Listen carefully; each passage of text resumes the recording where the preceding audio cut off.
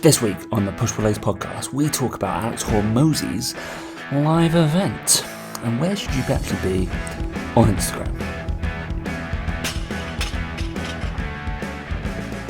And 3, 2, 1. I was expecting you to have a check shirt on, Dan.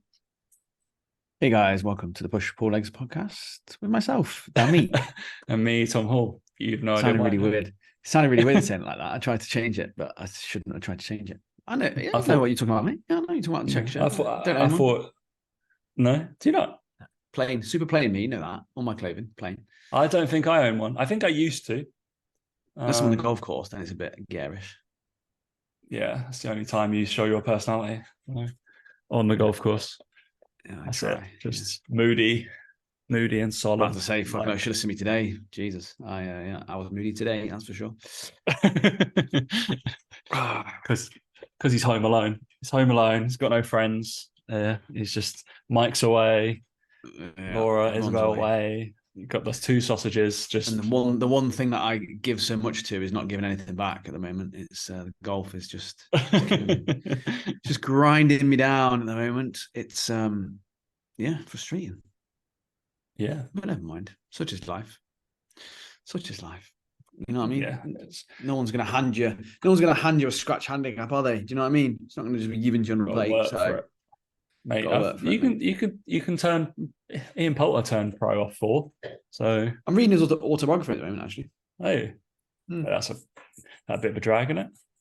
I've only just started reading it, to be fair. So yeah, it was just one of those. I was just like, I wanted to read a golf book, but I'm bored of. Like I said to you the other day, I'm bored of watching YouTube videos of people playing golf, and I'm bored of like watching all the tip videos and stuff like that, because I'm just like, I don't really pick anything up from them anymore. It's like I need like tuition, because I need someone to actually say you're doing this a little bit wrong, this one. So I don't really watch it as much anymore. And then I read a golf book. Again, it was like Foundations of Golf and sort of, yeah, really useful. But then I was like, yeah, but I'm just overthinking shit. And I'm like, I was like, Ian Poulter's quite a decent character, and yeah, so we'll see what happens. But yeah. I mean, I don't think it's going to be anything too amazing, but you know, I'm gonna buy you like a visor. Then you have to wear a visor when you play. Visor and some ridiculous trousers. Yeah. I can see you that. You can? Cool. When I'm out, October, not long, 2 months, mate, and then I've got to improve drastically. Jesus. Me and Alex are going to enter. I've got play. Yeah, me and Alex are going to enter a pairs tournament at the end of September as well. And we're like, by then our handicaps will have peaked at the worst they've been for a long time. So we're like, it's good timing. Nice. That's good work. Yeah. Both be absolute bandits. Yeah. Nice. We're recording on a Monday because, see from my socials, whenever this comes out, we'll use the magic of scheduling. I'll be in France. Very last minute, literally just messaged Dan, was like, by the way, yeah, we're going to France on Tuesday. Probably need to do one if we're going to do a pod Monday. So as in true coaching style is my Monday is make sure nobody fucking messages me throughout the week. That is all I'm sending. Well, giving them all of their plans and updates and stuff today so they don't have to annoy me. Yeah. Not annoy, but annoy. Yeah, if they're listening, they'll say, "Oh, they know my personality well enough." Yeah, don't annoy me whilst I'm away. Guarantee they will. Like, because some of them have got my personal number, so that'll be the case. I was like, "Yep, great." I'm like, "Oh, I didn't get through you on that one, so I'll deal on this one." Yeah, great, thanks. Yeah, the reason you get through to me. So. I just started to do Instagram instead. Every social channel. But I've even blocked out my I'm not always good at it, but I did do it, blocking out my calendar thing. Yeah, I'm always like, and I'm always like, fuck, always forget about it. But yeah, good. The reason obviously why we did this so early was we had to give our take on the Women's World Cup. That's why we wanted to get in first. No, we're going to do a World Cup review episode. I'm sure we're not. I watched it. I watched it in my England top. I did not watch it. Did you not watch it? And I did see a lot of like stuff on social media of like, oh yeah, I just thought Spain were better than us. Quite honestly, they were just better than us. I As thought usual. we shouldn't have taken. We took our centre forward off.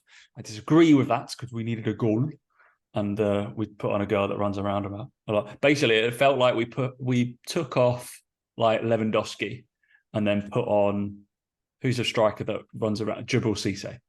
Blast with the class in it. Not Levin. I don't know. It's just like a good centre forward, whoever that be. Yakubu. We had a Yakubu, and then we put on Cisse. Or Mark Viduka or something like that. No, that's who we needed. We didn't need like a little person running around because that's what Spain did, and they were better at it than us. So, but they're just better than us, though, aren't they? In most things in general, sport, Spain, especially football. Yeah, yeah. Well, there was quite a lot of stuff about the Spanish coach. He's a bit of a prick. I saw a picture of some Spanish president kissing. Oh, you see that? The captain on lips. I always thought like I was watching the thing and like he was like passionately hugging everybody, and then he just like absolutely like went for that girl.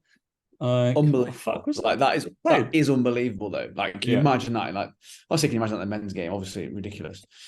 But my just thing a lady just going, just yeah. Like can you French imagine it? Can you imagine? Like, it just wouldn't happen. Like, yeah, it's just mental. But yeah, I didn't watch it, and like this is my whole thing with women's football. It's my argument. You just hate women. Is that women, don't you? Yeah. It's nothing to do with the fact that they're women as to why I don't watch it. Nothing to do with the fact they're women. It's exactly the same reason that I would not go and watch Billericay versus Sittingbourne.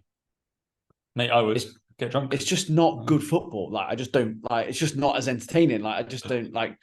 Yeah, I felt that after the game when I saw that they lost, I just wondered what the reaction would be, because if the men's team lost, it almost feels like there would have been a lot of slagging off. They weren't good enough, shit, all this sort of stuff. And I kind of knew that after this, there was going to be none of that. It was going to be, oh yeah, they did their best, that sort of stuff. And it's like you said, it's like, just wasn't good enough. It's okay to say that, but I almost feel like with the women's football team, you can't say that. Not allowed to. Do you know what I mean? Like, I don't know. I'm not saying anything that's been written in the papers or TV or anything like that, but there was a sense of them coming out. Everyone should be proud. And I think the men's team would have got the same thing. Of course they would. They would have been, oh, you should have been proud. And the king and PM would have said all that stuff. But there still would have been 50% of people going, yeah, but they're just shit. And they would have been going in on them and saying why they were bad and why they weren't good enough. And there'd been a real analysis of it all. But it feels like that probably won't happen. And I'm going to go on my high horse a little bit now. This is where I think the whole inequality thing, it kind of like, it frustrates me, because I get that obviously we're fighting for equality. If we're getting for equality, then they should have the same level of criticism allowed that the men would have. But it wouldn't come across that way. But should it not go the other way? Because like, for example, I think there was like some interviews with some like Dutch people and some like French people and stuff like that. And they were saying that like we go in on our English teams, like we go like you say, they get criticized and stuff like that. But in Europe, they don't. They go, oh, well done, good job, you played well, blah, blah, blah. They want to celebrate their best players. So should it not be like more the criticism of the men should go towards being nicer? 100%. 100%. Don't get me wrong. Move the needle that way more than. Don't get me wrong, 100%. But it's all the media. Like, it's not. I don't think it's most people. I think the media they hype it up and they make it seem that way. And that's why my point is. That's not happened this time. That's not happened. So it shows you that I don't think it's the English people, because a lot of people I know watched it and they loved it. They were like, "Oh my god, these girls are amazing." It's the media and the strength that they have in the narrative of slagging the British team off, or the men's English team off, and in football in general, I suppose to a degree, that's what I mean. Is it's like, but yet the media, again, women want the equality, which I get, but then it's like the media have then like, oh, we'll be all nice about it, and I'm like, hang on a minute, you would absolutely slaughter the blokes if this was the blokes, and it's that it just, I don't know, I just find it odd. I mean, it's like I said, the British media, I find them odd at the best of times. More so since leaving the UK, actually. I find it even stranger the more I see it. But yeah, and I kind of knew that was going to happen. I kind of knew off the back of it that there will be that celebration, quite rightly, like you said, the one, getting to the World Cup final is mental, like absolutely mental. The men's team won't do it for a fucking very long time, probably in my lifetime. Yeah, no, it's a sad thing, isn't it? It's like, well, they're probably not gonna do it. I think the exciting thing is that the exciting thing is hopefully it's inspired the next generation of female football. That's the hope, I suppose, right, with it. That was the thing. Like we were missing, like the girls when they missing the captain, Leah Williamson was out. She's out the whole tournament, injured. Our top scorer from the Euros that we won last year was out injured as well. And then one of our main players was out injured as well. So those three like girls who would have been like sure starters kind of missing. So which is cool. How many people? 14.8 million. Pretty good. People watched it. It's all right, isn't it? More.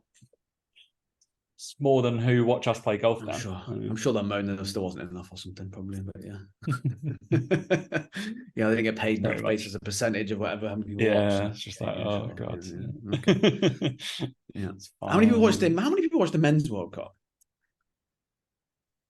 I don't know. Is it not billion? It's near a billion. Well, that was just in the UK. The number I just gave. It's probably not a billion people from the UK. The global World Cup men was 1.5 billion. Yeah. I always see that because they're always like, oh, the biggest show or thing in the world is the Super Bowl. And then they're always like, the World Cup final always gets more than the Super Bowl. Yeah, because more people watch it. Yeah, it's just like, yeah. Anyway, wonderful, mate. People. Right, the thing is, you got the US market for the women's football as well. Yeah, well, they didn't watch because it was in Australia as well. It was an odd time, like, it was a bit odd, wasn't it? So, what was it? But it was okay. They were only like 9 hours, so they were doing it at 8. We were like watching it at 11 o'clock in the morning. But it was weird. I was watching the football, like the final, having a coffee and like an sandwich, and I was just like, it doesn't feel quite right. So I was like, I can't start drinking now. I was like, it's not going to happen. So I just don't want to. So yeah, I had a nice iced coffee at that time. Tom, I hate to break it to you, mate, but you cannot have a drink, Just let you know, mate. Just I'm just throwing out there. It's crazy. What? Are you insane? No. Football, drink. Yeah. It's gotta be. No. Just eases me. You got a problem, Tom. You got a problem. I'm a social drinker. I don't drink at home. And probably everybody's realised I keep drinks here. There we go. There on those shelves. And I've probably lived in this flat for nearly 2 years. They haven't changed. No. They're with me for the rest of my life. So those bottles, whatever, a bottle of Gentleman Jack and some Herradura, whatever that is, tequila, some Roku gin, some Frangelica. Dan doesn't know what any of those are. So no, over my head, mate. Just in case. The once a year that I have people over. Good and drunk. All right. Today we're going to vaguely talk about, Dan's going to talk about, because I feel like I'm losing my voice. I don't know why. My voice is a little bit, I don't know, because I've been doing a lot of talking today. Probably. I should have a cough button, really. You're going to talk about Alex Hormozi, because he had his thing on Saturday. I was meant to turn up and watch it, but yeah, like Dan, I read Dan's email and he had a go at me for not turning up and watching it today. I felt very nice comments about my email. Personally attacked from Dan's email today. I didn't really read it. I didn't read it all, to be honest. I've read the first paragraph. And then you got the open though. You got the open. Thanks for the support, mate. Thanks for the support, mate. Mate, I've made your open rate go up. That's 1 of 1. I need click-through rate. That's what I really need. Yeah, exactly. That's what you need. Yeah, and then because I went and watched Hamilton again, so because that's again. What's the point of watching it again? Well, because all right, what's the point of playing golf again? You played it once, might as well just stop. I know it's different every time. Exactly, Hamilton. And that play different every time. No, is it though? It was in the fact that all of the men who I saw last time were not in it. So they had a whole new male cast. which I found very odd. But Playing I the only same saw it like characters, though, right? 6 months. Oh, they're playing the same character. Well, you're not going to just change George Well, Washington. surely they are have you? like three people. You're Surely they like, have like don't they have actually, like three we're not going people to do for it about America this yeah. time. We're going to try and do it about I don't know, the French Congress, whether that's a thing. I don't know. Surely they have like three people to play like each role. Like, so if they have something on that long, surely they just have people. There's only two people that play different roles, but Yeah. they're each chop shot. So if anybody, spoiler alert, the guy who plays Lafayette also plays Thomas Jefferson. If anybody doesn't really know you probably have to do your homework before you go and watch it. But I know all of my American history is through the medium of musicals. So if you want me to talk about that, I have to sing it. So that's the only thing. Well, there you go. And the founding fathers and all that stuff. Yeah, mate. So I went and watched that because I like musicals. And there's an app that you can do like so my buddy's like been doing that app every day, and it's basically like a West End lottery kind of thing, and he got 2 tickets for free basically. Yeah, so we had 2 front row seats, A1 and A2, which means our necks were like that like the whole time. Fortunately, like we're both like 6'1" and above, but if you weren't, there's no chance. Absolutely. The girl next to us had to go get a pillow, like to sit on. It was quite funny. Like she just couldn't see anything. It was so I was like, it's got to be a restricted view. Fuck me, right at the front. But also, if anybody goes to it's probably the first front 2 to maybe 3 seats of like a musical like that has a lot of like dancing around and a lot of like obviously singing and stuff. There's a lot of spit that comes out of people's mouths when they and you can see it, you can properly see it. It's fucking gross. I was like, oh, and like a couple of the characters were quite beefy guys, so there was a lot of sweat and like spit. I was quite glad. I was like, don't come near me, don't come near me. But you could just see it getting sprayed. I was like, oh, this is gross. So yeah, that was an interesting thing that I didn't know about the theatre. I'd imagine the people have to come up and mop the stage. I'd imagine the amount of stuff that was coming out, especially when it's rap. It's very that kind of stuff. Yeah. It was like coming through. So yeah, interesting. Anyway, we'll talk about Alex Hormozi, and you can talk about the titles because obviously I'm working. I do some personal training sessions out of a place called Until, but I think it just I had to redo my bio today. I haven't done a bio. Well, obviously Instagram bios, but that's a little bit different. Right? A bio for like an online stuff. Because Stephen Bartlett's come onto Until. He's now a lead investor on marketing for the company I work with, which is interesting. Maybe I'll meet Stephen Bartlett. That'll be fun, wouldn't it? Get us on diary. Ivan Tony was on, wasn't he? Talking about yeah. So I'll have to get Lucas Paqueta on in a minute as well. So he's got to talk about his betting. Yeah. So yellow cards all around. I understand that. You do think as a footballer, you just think, come on, mate. Like, you know you can't do it. No. It's just like, it's just so stupid. It's just like, why is he like, it was it like 5 to 8 on? It was literally, you were betting on him to get a yellow card in that game. It was just because loads of people put money on it. It was so stupid. It was such an irregular, and he'd only had like 3 yellow cards for like the last year or something like that. And it's like he's definitely getting one this match, and it was like a really rash challenge. Surely you just do it for dissent or something like that. Throw the ball away, like just get really wound up, pretend to be. That's what I'd do. If anybody's betting on the footballers they're not exactly known for their brain cells, are they? Tom, let's be honest. It's just easy. I just feel like it'd be easy to do. I know. Just don't do a challenge. That's just dumb. Like that looks like it'd be made up. Like do dissent, get angry over something, make a brawl. Anyway, kick the ball away. Fine. They give yellow cards all the time. Anyway, let's talk about Alex Hormozi. Give you 5-10 minutes to just ramble on about certain things because I didn't watch it, and I would love to know what's going on. I am an audience member of his content. Follower. It's called follower, Tom. Follower sounds lame, doesn't it? Follower sounds like I'm following around the desert. That's like a bit like Jesus figure. I don't see him as Jesus. Where's so he basically he does wear no strips. Yeah, he basically launched his new book that he has, and it was it was fascinating because I went to the live event and he had, I think, 500,000 people register for the event. And I think 100,000 people turned up. I think by the end there was about 40,000 left or something like that. Which is probably about right in terms of percentages. But yeah, essentially, the guy is probably one of the biggest online entrepreneurs at the moment of our generation. Certainly, you know, in our lifetime has gone from 0 to 100 million net worth. And it was fascinating to me watching his presentation because he basically said, in as many words, like the shortest possible way I can say it, was post loads more content, speak to loads more people, and do not give up until you're where you want to be. That is literally like the cliff notes of the thing, right?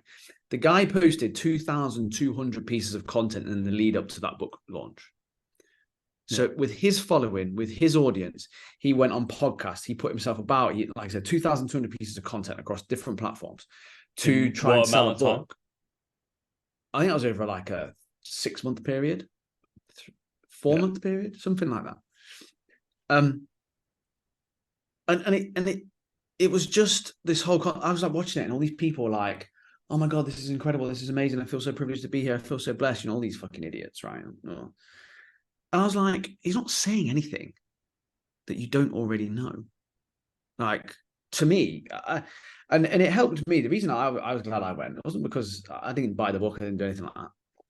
I was just glad because it really helped a bit of my imposter syndrome, a little bit.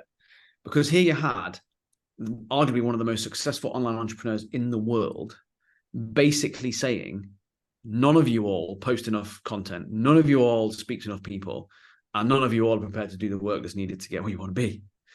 And it was just like, you know, in a world where you've got all these hacks and all these secrets and all these things, he just basically was like, pick a niche, prove to that niche that you do what you say you're going to do, walk the walk while you're doing it, document everything that you do, post all the content, speak to as many people as possible, those who interact with your stuff, those that don't, ask for referrals, ask your current clients to go and ask their friends if they need help with anything.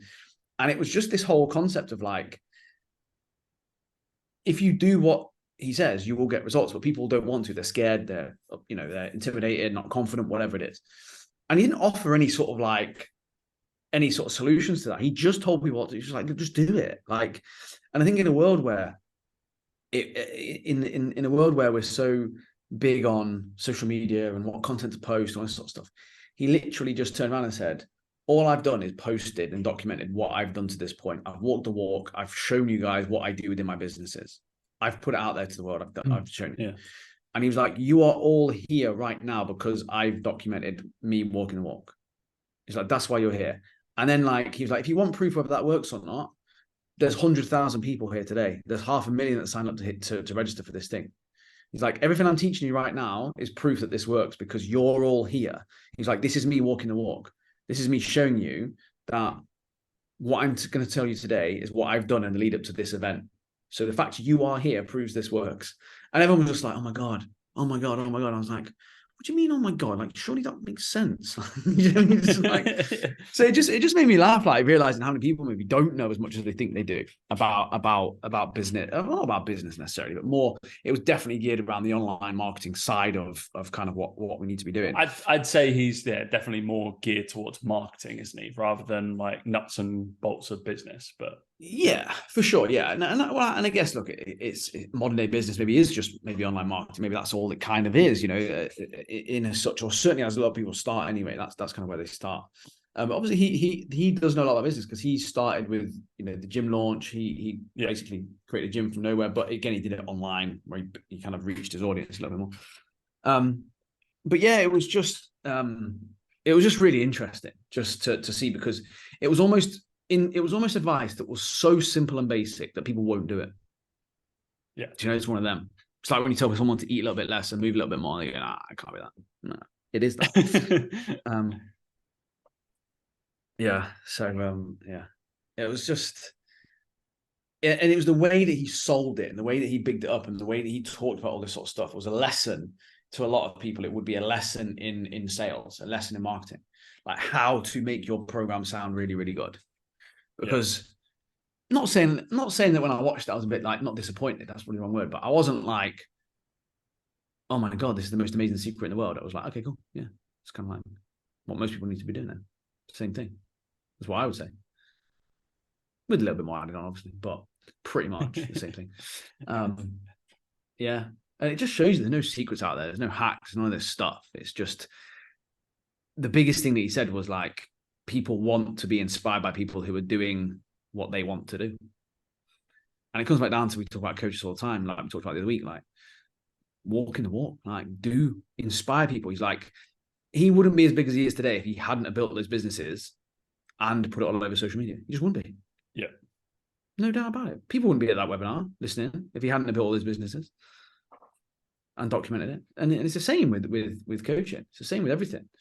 It's like we've talked about before with PTs in the gym. When they train a bit differently to the people, they get people going, oh, that looks interesting. Or when they see, you know, if someone sees your clients training a bit differently and having fun with you and not being beasted by doing burpees, they're like, oh, what's that? Social proof. That's social proof. That's what that is. It's literally showing people that you're different. And people can't get that online. They can't work it out that they have to do that. They just think that posting a caption on Instagram is enough. It's like, mate. So yeah, it was very, very useful from that point of view. And I'll get the book, but he was only selling collector's edition hardback books at the event, and it was like 30 quid for the book. But then, of course, because it was coming from America and it was hardback, it was like 40 quid delivery. I was just like, I'll just wait till the paperback comes out. I'm not that fast. Yeah, I'll wait for the audiobook. It'll be tenner. Like, it's fine. Yeah, kind of exactly. Yeah. Like... So he was trying to sell the hardbacks versions, but you know, it's only in America you can be able to get it because it was ridiculously expensive. But yeah, it was great. But it was, the lesson really was in the build up to it and the hype. That's what the lesson was. If people were paying attention, which I don't think half of them were. No, you're facing out those kind of things, don't you? Like, yeah, sure. Read the blurb. But putting that into perspective, yeah. If we say that a conservative estimate that was like 4 months lead up, and he did what 2,200. That's about 18, 19 pieces of content per day for 4 months. Obviously, that's across all platforms, right? But yeah. That means probably when you base a piece of content, probably repurpose it onto your other platforms.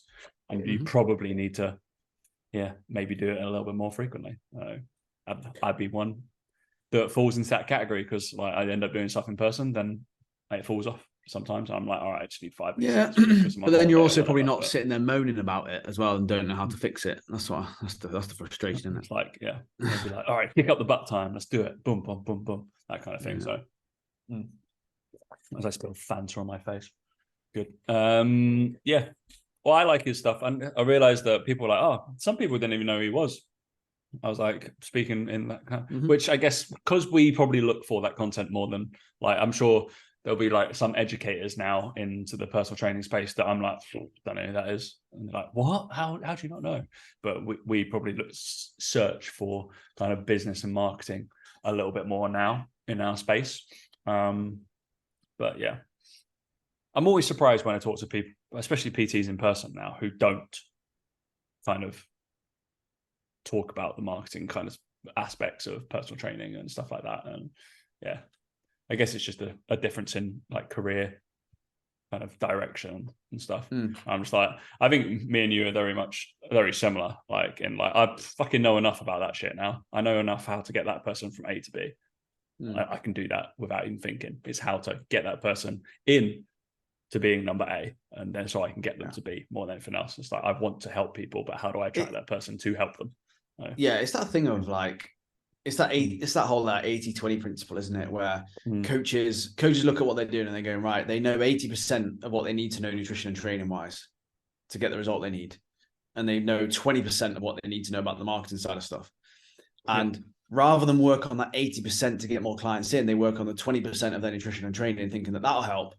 And it's just like, no, like your ratio's well off, mate. Like you can't see the glaring obvious big problem in front of you. They'd rather kind of improve 5% with their nutrition and training knowledge and think, oh yeah, if I upskill as a coach and trainer, that'll help.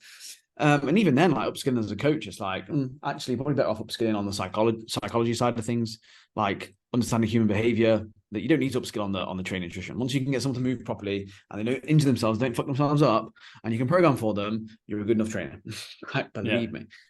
Compared to what's out there, it's all the other shit, isn't it? But it's interesting what you're talking about there, because there was I think I saved a couple of things on TikTok. Doom scrolling on TikTok. I know, fuck me. It's weird, isn't it? Which platforms I tend to scroll through reels more on, and it definitely, or reels, I just call them reels, or short form videos would be TikTok and Facebook. I tend to scroll through like those more than I do on Instagram. Well, because TikTok, it is just videos that you can see, isn't it? There's not really any other page on it. Whereas I feel Instagram's more searchable, more like of a. I tend to I definitely search more for certain like particular things on Instagram. Don't on TikTok, just kind of scroll on the For You page. And then on Facebook, it just I'm a lot more targeted about what I'm like watching. Because there's old people. It's not just like your mum and dad that are on Facebook anyway. But it was interesting there was one Threads is absolutely died a death, isn't it? By the way, completely random. What's that? Threads is absolutely died a death, isn't it? Oh, Threads is just like the most pointless thing in the world. I can't bother. I just love how like it was like for about 3 days, and then now it's like that's why they haven't given a reason to go over there, right? I just love the whole focus on it. Was like, oh, it's one of the fastest growing things. I was like, yeah, because it was integrated with Instagram. Like it was so easy. Like you just had to create an account. That was it. Brilliant. And I like because I was really confused about that number that's underneath your Instagram like picture at the moment. But obviously it's the number you joined Threads. Because I kept on seeing like at like 100 million or something like that, like plus. And I was like, what does that mean? And then both me and you were earlier adopters, so annoyingly, I didn't think I was. I left it quite a few days. I can be asked. I was like, maybe I joined up quickly and then couldn't be bothered to post. I think I only did like 3. I was like, you know what? This is why I don't do Twitter. Like, I got nothing good to say here, so absolutely fine. Yeah. But like it's just hard to get going with. What was interesting on this lad's post though, I think it was actually the CEO of Instagram, and he was talking about where stuff happens most on the platform, and he was like, this is what small businesses should be focusing on, and he was like, so the feeds in terms of actually posting shit on your feed is the 4th most interactive thing on the whole platform. But it obviously used to be the most, right? And he was like, the most interacted, the most video and photo sharing is in messages, is in DMs. He was like, that is the number 1 most interacted piece of bit in our software. And that is where 4 times more things get shared in DMs than they do on feeds in terms of photos and videos and stuff like that. And it's like, and I'm saying to my guys as well, I'm sure you're saying to your guys, it's like, where do you think you should probably spend most of your time right now? In DMs, if it's 4 times more things being shared, like that's just photos and videos than on like your feed. Where do you think you should be? In people's DMs, chatting to people, talking to people, creating personal connections. And I was like, that's coming from the CEO of Instagram. And then it was like the second thing was stories. He was just like, stories still have to be a big thing for us because those are the second most interactive thing. And people like doing stuff and just flicking through stories and viewing them and stuff like that. I can't remember what the third one I knew, but I knew feed was 4th. I was just like, fuck, I can't bother to make content anymore. I should have talked to people. But I feel like maybe in somebody's obviously you have to still produce content, but maybe in the hierarchy of building a personal training business right now, Dan, I don't know whether you would be similar to this, is like maybe you still produce content, say 4 or 5 times a week, but if you were going to spend 1 hour doing which one, you probably want to spend 1 hour doing outreach, chatting to people and getting them to respond to you rather than spend 1 hour making the most perfect piece of content. I think. Yep. I think it's one of those where people spend too much time, for example, on Canva because it's safe for an hour to create a carousel, and an hour in your DM speaking to people is a little bit more difficult. A little bit harder, requires more brain power. And I know which one to get better results. Like coaches just hide behind content creation. They hide behind the camera. They hide behind the nice photo and the long caption. They hide behind all this shit because it's easier. Take the easy route every single time. It's harder to talk to people. That's why PTs are generally shit at getting leads in the gym as well. They just don't like talking to people. They just stay on their phone and post content on their phone trying to get clients. I'm like, you're in a fucking gym of 2,000 people. Go speak to someone. You've already won the battle. They've already got a gym membership. You literally know what gym they're at. You know what equipment they use. You know that they want to lose weight. You know they're actively going to the gym. You know they're not seeing the results they want to be seeing. That's what you're trying to find online. Yeah, I haven't got enough followers. There's 2,000 of them in the gym right in front of you. Just put your QR code up. Fuck me. Yeah, just speak to them. You're a human being. Just talk. Like, people are craving human interaction these days. That's all they want is attention from people online. You're in person.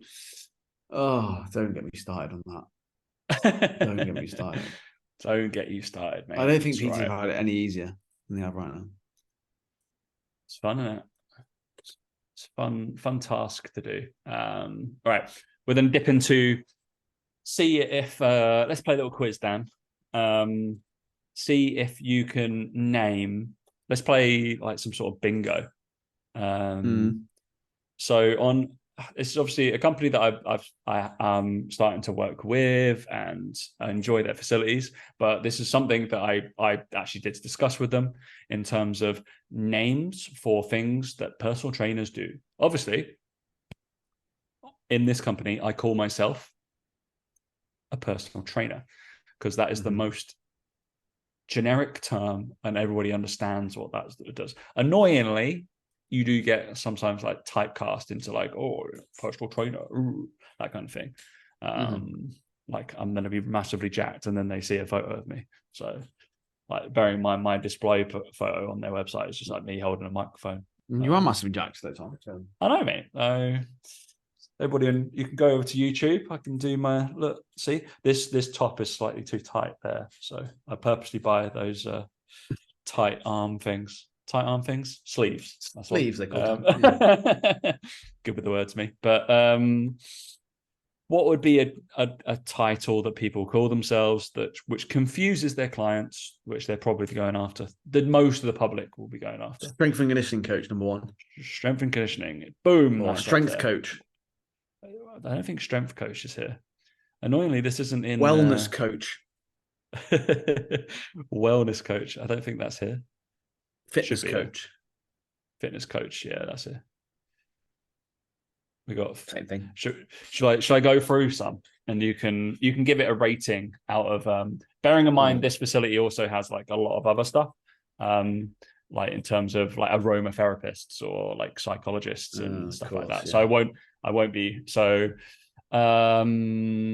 I don't hope people don't put this even from a physiotherapy perspective and like massage, fascial manipulation. Oh, fuck yeah.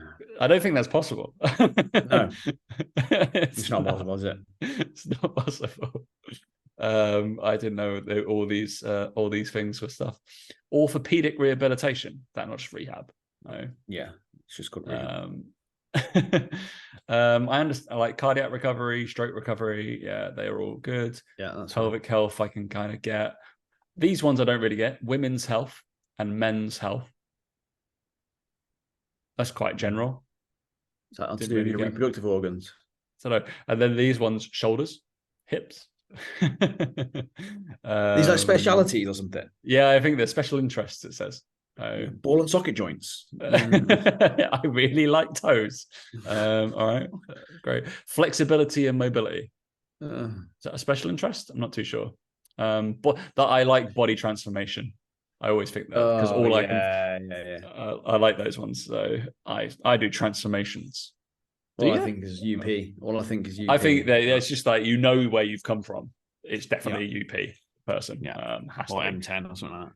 Yeah. But what's the difference between body transformation and body composition?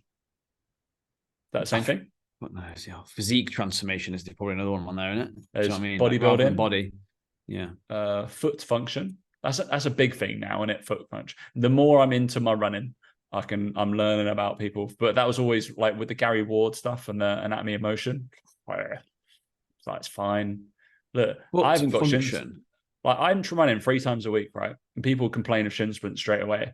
obviously I've got the unfortunate knowing of what, but all those silly little jumps and shit that I've been doing throughout my whole life, prepped my ankles well enough, and I've been running. Look silly though. So. Oh yeah, 100%. But yeah, I haven't got shin splints, and I've just taken up running, and that's it. It's just like, obviously, performance coaching, sports scientist. Oh, fuck off! Is that on there? That's on there. Yeah, there's like running performance, tennis performance, rugby performance, cycling. I kind of can get those niches. Speed and agility, it's a little bit odd. Speed and agility in a gym. Yeah, that's what I want to be focused on. I've not put biomechanics. My master's degree is in biomechanics. I'm not putting my biomechanics down because I don't think anybody will come to me because, oh, he's a biomechanist. Nobody's going to pick me. No, I don't really get it. Plyometrics. Like, they would have heard that thing and then not really know what it means. S&C, obviously. Yeah. Testing human performance. It's just PTs wanting to sound better, isn't it? It's just wanting to sound unique and different, all this stuff, without understanding that it's actually a target market that don't have a clue. I think it can go in like your special interest, sure, but like, don't call yourself it. Like, I'm not a human performance coach. I don't know what that is. Like, that sounds like what's his face, the Whoop guy. They would be all about that. Don't call yourself a mobility and flexibility coach. Probably not, unless you are like niching down, like, and that's your market. I'm going to say that's probably too niche to have longevity. In a gym. It's doing it online, you'd be fine because you can reach more people. Yeah. Yeah, interesting one. I'm not really concerned. I'm literally just put personal trainer. Yeah. I put golf performance on there just because I might meet some golfers. That'd be more fun. Yeah. But yeah, but yeah, I should probably, yeah, but annoyingly, all the people I play with play at different clubs. So I'm just like, I need to move out of London to play properly. That's what I've discovered. But yeah, just move to Dubai to play properly, really. Just move to Dubai.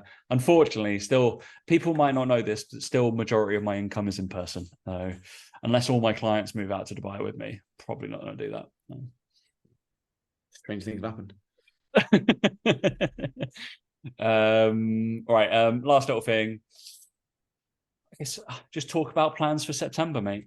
We're almost there, aren't we? So I thought people should know what are you doing. Have any plans for September? What is your golf doing? What are you training? What business plans? What's happening? Or is it all very secret? I've got to sign an NDA. No secret. No, we've obviously got our Blitz, which will be running in September. We've got a lot of stuff going out in September for people to have in terms of business help and stuff for free. A lot of free stuff going out.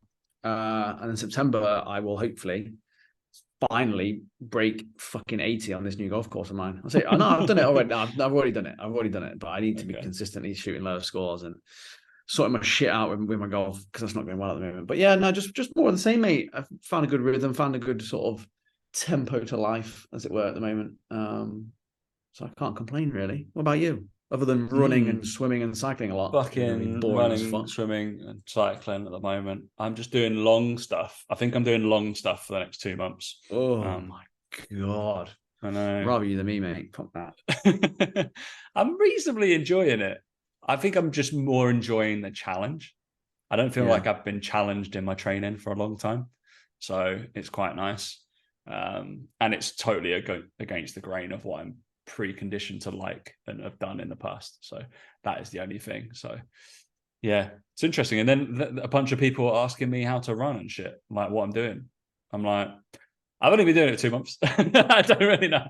Like, yeah, I've done enough research probably to isn't it? When you document what you're doing and you show people what you're doing and you show you're improving, people want to know you're doing it. And they're like, oh shit, you dropped off this much in your on. I was like, yeah. I'm still obviously with this. I think I would have put out a YouTube about my my long runs and my first 10K. If anybody's striving towards doing 10Ks, you can put that out. So yeah, I'm doing them every other week because I need to do some educational content as well. So, and also there's more stuff that changes, much like business. There's more stuff that changes every 2 weeks. So Yeah. Yeah. I'll be intermittently, still 2 YouTube videos a week. Fuck.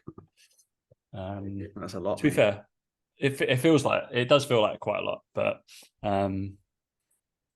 if you want to do it, might as well. I prefer the long form. I just prefer long form content rather than short form. So I know what I'm better at. So it's all good. It's all good. And then I'm gonna go and have a little dabble with the AI as well to see whether people can chop it down instead of spending money on. I'm already paying for somebody to do my reels off my other shit, my other content, my internal monologue whilst I'm lifting, which everybody has. So I'm gonna bring that to life. I'd like to hear yours, actually. I feel like you should do that, your internal monologue whilst lifting. Maybe I'll do it one day. Fuck this. Don't want to be here. What's going on? Yeah. Why is Mike bigger than me? Can he touch his toes? Probably not. All that kind of shit. But yeah. And I've got to make my golf better because, I'll be going to Dan's on the 27th of October. Yeah, 2 months, mate. For Dubai round 3. And we also need to look at booking our bucket list golf trips somewhere. How crazy! Keep seeing all these things on Instagram, all these amazing courses. I'm like, well, I want to do Turkey and I want to do Scotland. Yeah, I was thinking more like you're like, you want to do Scotland, but you also don't want to do Scotland because it's Scotland. Yeah. I can see that in your face because you're like, I realized that all those courses are obviously like bucket list courses. It's like a thing you have to go and play. But number one, Dan, I think you just don't want to go to Scotland. Number two, I think you're going to find it hard because it's links golf. Really hard, But you hit the ball low, so I hit the ball high. So I think it should be better, right? So I've got to start hitting it lower to do this. But I think I'll quite enjoy it because it's all about shot making. So that's a little bit more fun. I feel like you're very routined. You're like going to be like, boom, no, hit it. But you're straighter than me, so in more ways than one. So there you go. That's correct. All right. There's no other business, is there? I'm off to sunny France, which is what's the heat over there now? 38. Wow. Yeah. When I land, it's going to be 40 in fucking Bergerac. So there you go. So I'm going to cry when I get to France. Yes, you will. But it drops after a couple of days, so we're all good. All right. No business. Thanks for listening, guys. We will probably catch you next week. Catch you later.